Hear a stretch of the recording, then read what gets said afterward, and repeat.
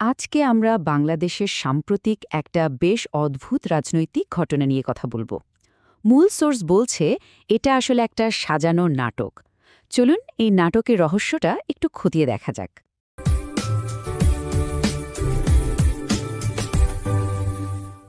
শুরুতেই এই উপমাটা দেখুন, কি অদ্ভুত তাই না? আরিফ জেবতিকের এই কথাটা পুরো পরিস্থিতিটাকে এক লাইনে তুলে ধরেছে।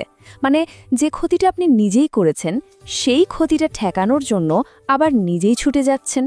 এই অ্যাবসার্ড বা অযৌক্তিকতাই হলো আমাদের আলোচনার কেন্দ্রবিন্দু।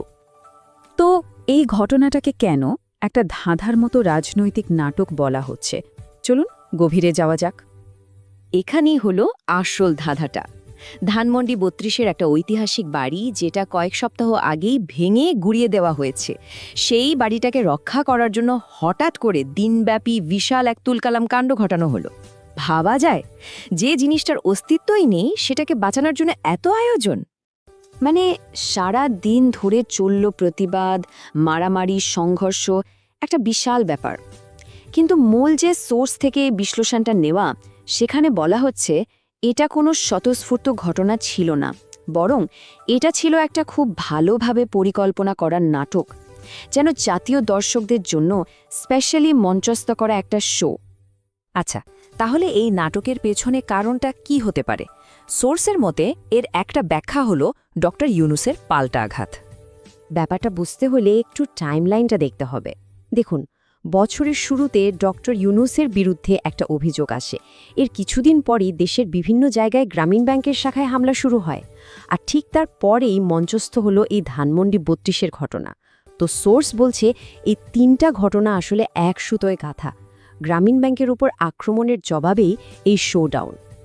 মানে এটা ছিল একটা সিগন্যাল, একটা বার্তা দেওয়ার চেষ্টা যে ডক্টর ইউনূসেরও ক্ষমতা আছে, তিনিও রাস্তায় লোক নামাতে পারেন তার নিজের সম্পদ বা স্বার্থ রক্ষা করার জন্য।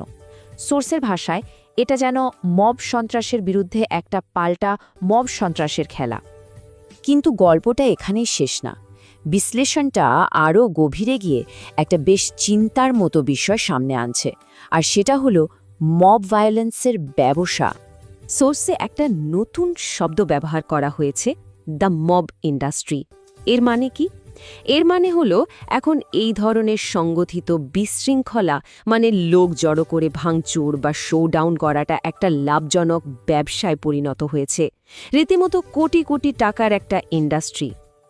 বিষয়টা অনেকটা এরকম, আগেকার দিনের গ্যাংস্টারদের যেমন নিজেদের এলাকা বা চাঁদাবাজির নিয়ন্ত্রণ রাখতে মাঝে মাঝে রাস্তায় মারামারি করতে হতো, এখনকার নতুন মব লিডারদেরও ঠিক সেভাবেই নিজেদের প্রভাব আর ব্যবসা টিকিয়ে রাখতে মিডিয়ায় আলোড়ন ফেলে এমন ঘটনা ঘটাতে হয়। ধানমন্ডি ৩২-এর ঘটনাটা ঠিক সেরকমই একটা উদাহরণ। তো আমরা দুটো কারণ দেখলাম, কিন্তু সোর্সের মতে সবচেয়ে বড় এবং আসল কারণটা এখনো বাকি আছে, আর সেটা হলো পুরো দেশের মনোযোগ অন্যদিকে ঘুরিয়ে দেওয়া। তাহলে প্রশ্নটা আবার আসছে, এত কিছুর আসল উদ্দেশ্যটা কি ছিল? ডক্টর ইউনূসের শক্তি প্রদর্শন, মব ইন্ডাস্ট্রি, নাকি এর পেছনে আরও বড় কোনো কারণ লুকিয়ে আছে? সোর্স বলছে আগের কারণগুলো ছিল আসলে উপরের স্তর, আসল কারণটা আরও গভীরে। এখানে সবচেয়ে গুরুত্বপূর্ণ ক্লুটা হলো টাইমিং, মানে ঠিক কোন দিন এই ঘটনাটা ঘটানো হলো। সোর্সের মতে এটা কোনোভাবেই কাকতালীয় ছিল না। ব্যাপারটা দেখুন, একদিকে যখন সারা দেশের মিডিয়া আর মানুষের চোখ ধানমন্ডি ৩২-এর এই নাটকের দিকে, ঠিক সেই একই দিনে পর্দার আড়ালে একটা অত্যন্ত গুরুত্বপূর্ণ ঘটনা ঘটে যাচ্ছে। একটা ৩০ বছর মেয়াদী চট্টগ্রাম বন্দর চুক্তি সই হচ্ছে। সোর্সের দাবি এই পুরো নাটকটাই ছিল একটা ডাইভার্সন, একটা মনোযোগ ঘোরানোর খেলা, যাতে বড় চুক্তিটার দিকে কারণ নজর না যায়। এই পুরো ঘটনা প্রবাহ আমাদের একটা ভয়াবহ বাস্তবতার দিকে নিয়ে যায়, আর সোর্সেস এই পরিস্থিতিকে বলছে উভয় সংকট। বিষয়টা একটা দুষ্ট চক্রের মতো হয়ে দাঁড়িয়েছে। দেখুন, প্রথমে এক পক্ষ রাজনৈতিক হাতিয়ার হিসেবে সন্ত্রাসকে ব্যবহার করছে, এর প্রতিক্রিয়ায় আরেকটা পক্ষ পাল্টা সন্ত্রাস নিয়ে মাঠে নামছে, আর এই দুইয়ের মাঝখানে পিষে যাচ্ছে কারা? সাধারণ মানুষ। তো শেষ পর্যন্ত মূল কথাটা কি দাঁড়ালো? সোর্সের বিশ্লেষণ অনুযায়ী দেশের ভবিষ্যৎ এখন আর কোনো যৌক্তিক আলোচনা বা বিতর্কের মাধ্যমে ঠিক হচ্ছে না, বরং এটা ঠিক হচ্ছে দুই বা তার বেশি প্রতিযোগী শক্তির লড়াইয়ের মাধ্যমে, মানে যার পেশি শক্তি বেশি তারই জয়। আর এই বিশ্লেষণটা শেষ হচ্ছে একটা বড় প্রশ্ন দিয়ে, একটা প্রশ্ন যা হয়তো অনেকের মনেই ঘুরপাক খাচ্ছে। এই যে সন্ত্রাস আর পাল্টা সন্ত্রাসের চক্র, এই খেলা থেকে সাধারণ মানুষের মুক্তি মিলবে কবে?